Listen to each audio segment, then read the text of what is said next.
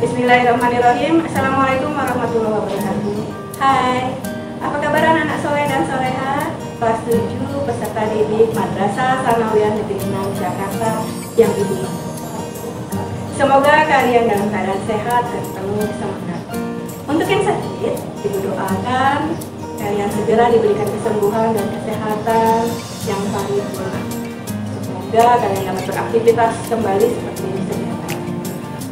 Alhamdulillah, hari ini kita dapat bertemu kembali dalam kegiatan pembelajaran jarak jauh mata pelajaran IPS terpadu bersama Ibu. Materi hari ini adalah mengenai letak dan luas wilayah Indonesia. Yuk kita simak paparan berikut ini. Letak dan luas Indonesia.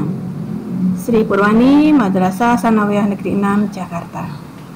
Kompetensi dasar: memahami konsep ruang, lokasi, distribusi, potensi, iklim, bentuk muka bumi, geologi, flora dan fauna, dan interaksi antar ruang di Indonesia serta pengaruhnya terhadap kehidupan manusia dalam aspek ekonomi, sosial, budaya, dan pendidikan. Tujuan pembelajaran: pertama, menjelaskan komponen peta. 2. Menjelaskan letak dan luas Indonesia. Perhatikan gambar berikut. Materi tentang letak dan luas Indonesia. Pemahaman lokasi melalui peta. Pada gambar ini nampak wilayah Indonesia dibatasi oleh 2 benua dan 2 samudra. Berikut adalah komponen-komponen peta. Judul peta, skala peta, orientasi arah, simbol peta, garis koordinat, inset, dan sumber peta. Jadi kita perhatikan, ini adalah judul peta. Judul petanya yang tampak adalah Provinsi Jawa Barat. Dari asal bahasanya, peta awalnya berasal dari bahasa Yunani, yaitu mapa, yang kemudian disebut map. Kata mapa dalam bahasa Yunani berarti taplak meja. Karena kala itu, peta digambar pada kain menyerupai taplak meja. Kemudian, pengertian tersebut berkembang, dan peta dapat diartikan sebagai gambaran konvensional dari permukaan bumi, baik sebagian atau seluruhnya pada bidang datar atau bidang yang bisa didatarkan dengan dibubuhi skala atau simbol. Kedua, skala peta. Silakan diperhatikan gambar pertama. Ini adalah gambar utuh peta Pulau Sulawesi. Dan yang gambar berikutnya adalah potongan. Kita perhatikan skala petanya. Skala adalah perbandingan jarak objek dalam peta dengan jarak sebenarnya. Komponen ini bertujuan untuk menunjukkan ukuran sebenarnya dari objek yang ditampilkan pada peta. Skala peta menunjukkan perbandingan. Contoh, skala sebuah peta adalah 1:100.000. Berarti objek yang jaraknya 1 cm di peta berbanding dengan 1000 cm atau 1 km di lapangan. Skala peta dapat dibedakan menjadi skala angka dan skala garis atau grafis. Berikutnya, orientasi arah. Silakan diperhatikan gambarnya. Komponen ini bertujuan untuk menunjukkan arah mata angin, mulai dari utara, selatan, barat, hingga timur. Simbol peta dapat kalian perhatikan pada gambar, yaitu simbol geometrik, simbol gambar, kemudian simbol area, dan simbol warna. Simbol warna pada peta biasanya diartikan sebagai ketinggian dan medan yang sesungguhnya dari suatu tempat. Warna tersebut cukup beragam, yaitu hijau, kuning, coklat, dan biru. Bentuk muka bumi pada peta tidak akan digambar sesuai dengan bentuk aslinya.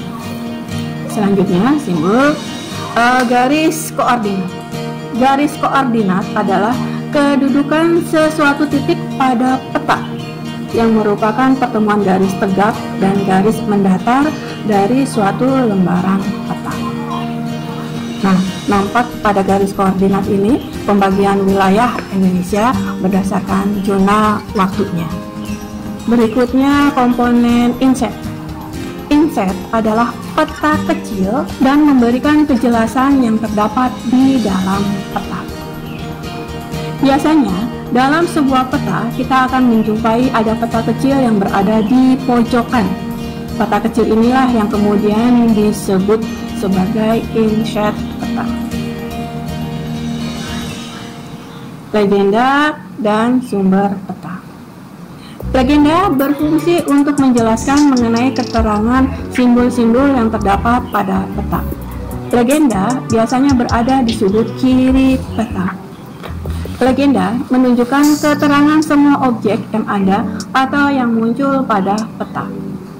Pada legenda inilah seorang pembaca peta akan mengetahui tentang objek yang ada pada wilayah yang dipetakan. Sumber peta. Sumber peta merupakan sumber yang menyampaikan bahwa peta ini dibuat dan di-share oleh suatu instansi. Demikian anak-anak materi yang pertama pada pertemuan ini. Materi kedua adalah tentang letak dan luas Indonesia. Perhatikan gambar tersebut ya nak. Ini adalah peta Indonesia, posisinya berada pada garis silang. Bagaimanakah letak wilayah negara Indonesia? Apa keuntungan yang didapat dari letak wilayah tersebut? Terus bagaimana pula pengaruhnya? Nah, ini yang akan kita pelajari. Letak Indonesia dapat kita bedakan menjadi 3, yaitu letak geografis, letak astronomis, dan letak geologis. Silakan perhatikan gambar berikutnya. Kita akan mempelajari letak geografis Indonesia. Perhatikan garis lintangnya dan garis bujur.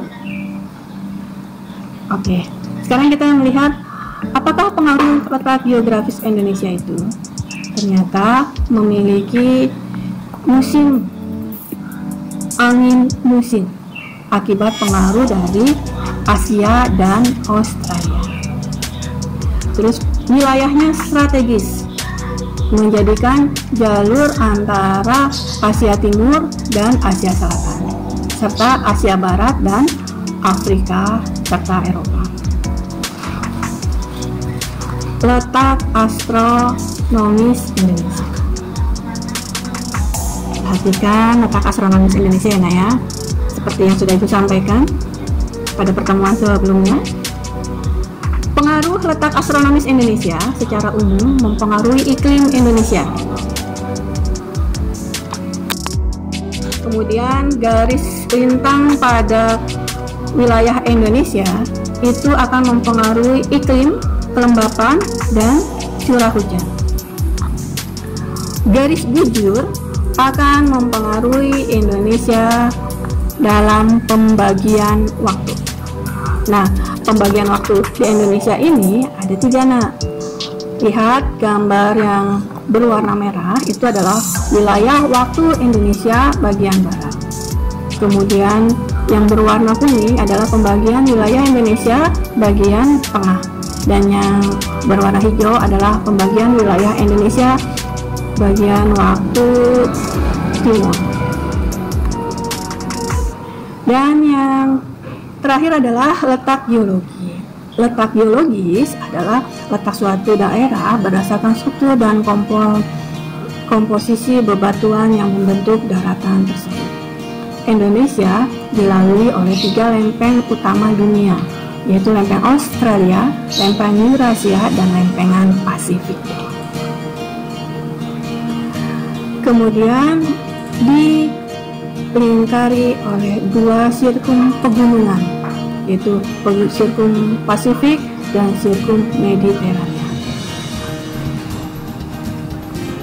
Dan Indonesia juga merupakan daerah dangkalan. Dibedakan menjadi 3, dangkalan Sunda yang menghubungkan wilayah Indonesia bagian barat dengan benua Asia. Kedua, daerah laut pertengahan Australia dan Asia. Ini menghubungkan dangkalan Sunda dan dangkalan Sahul. Ketiga, dangkalan Sahul menghubungi wilayah Indonesia bagian timur dengan benua Australia. Pengaruh letak geologis Indonesia. Indonesia dikenal dengan julukan Ring of Fire, artinya banyak gunung berapi yang aktif, sehingga memiliki sumber industri berupa tambang dan mineral seperti emas, besi, perak, dan lain-lain.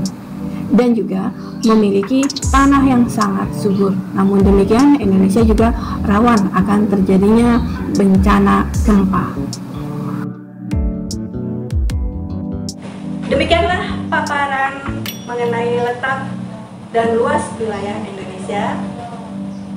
Semoga kalian dapat mempelajari materi ini secara baik, dan jika kalian belum benar-benar paham, kalian dapat memberikan komentar pada video di bawah ini, atau kalian dapat mempertanyakan melalui WA dengan nomor ini yang sudah kalian punya.